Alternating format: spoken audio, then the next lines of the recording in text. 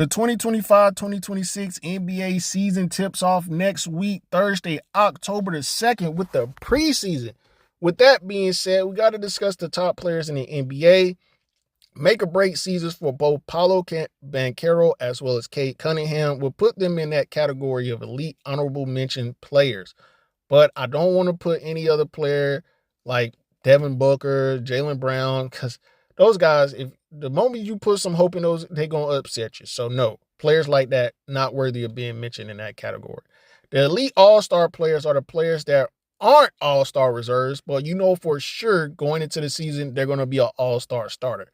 Paolo, Cade, Jaylen Brown, Devin Booker, Donovan Mitchell, who else you want to throw in there? Jimmy Butler, they're not elite all-star players. They could be all-star players in terms of, you know, for sure they'll probably do enough to get to the all-star game in terms of being a replacement or reserve, but elite all-star category, that's how you get into the top 10.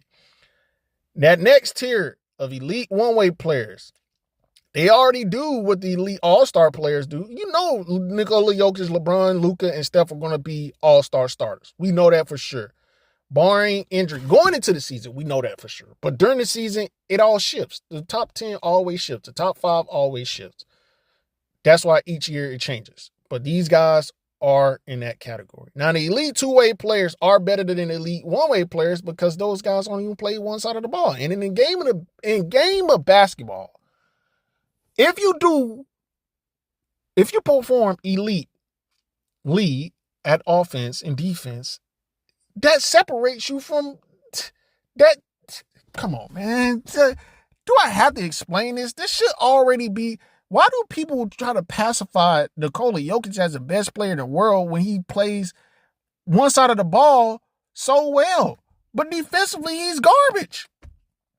With that being said, Steph is always hunted on offense. Luka is sometimes hunted on offense. And you wouldn't dare do that to LeBron. And offensively, it's kind of hard to hunt a big man because there's not that many elite big men in the league to hunt Nikola Jokic. But we seen him not fare well on the defensive side of the ball. With that being said, the best player in the world, the best player in the sport of basketball is Shai Gilgeous-Alexander. Almost every year of his career, he shot over 50% from the field. He shot more times, 50% from the field than Steph Curry and Kobe Bryant combined. I ain't going to repeat that. Y'all do the research yourself. Shai Gilgeous-Alexander this year showed y'all why he's the best player